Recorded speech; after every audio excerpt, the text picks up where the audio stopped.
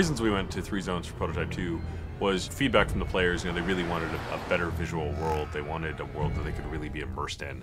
And by going to 3 distinct zones, what it meant was that we could give a greater level of memory and resources and just focus and attention that our artists could deliver to each zone to make them absolutely stunning and beautiful and a rich environment to play with.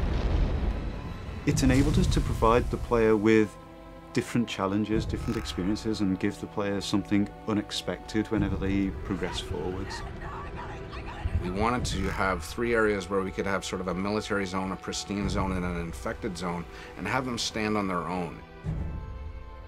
We really set out to have each zone have a very distinct emotion as you play through them, a different look and feel. When you go to the green zone, we wanted to make sure that you felt that the military was very much there, keeping the city streets safe and making the infection stay at bay.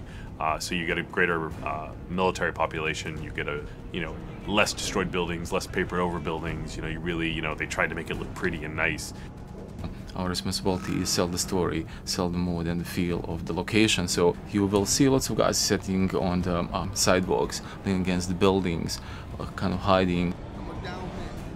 We also focused on having a dynamic exposure so that you could have dark areas and bright areas, and having the camera really adjust for that. So it didn't feel like this monotone area of just constant intensities.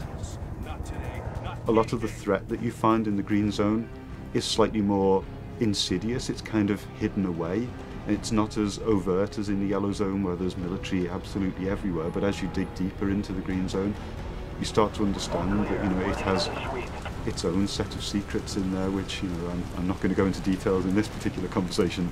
The yellow and the green zone represent sort of the progression to the red zone. The green zone starts out as a living normal civilization where people are still going about their daily work. They're still doing their normal things. The yellow zone is more of a camp where things have gone wrong. They've moved people in, they've moved people out. It's a military quarantine zone. No one moves anywhere without moving through checkpoints. Your yellow zone, we really wanted that feeling of oppression. We really wanted that feeling of too many people crowded into a small space. We wanted to make you feel that Gentek is performing experiments on the human population. With the yellow zone having kind of expanded in such a way that the shanty towns are spilling out into the streets, what you tend to find at ground level at least, it's a much more enclosed gameplay space and a much more dense gameplay space, which means that if you get into a fight, it changes your tactical options. So it's just asking different things of the player and requiring them to approach situations in a different way. The checkpoints are far more important.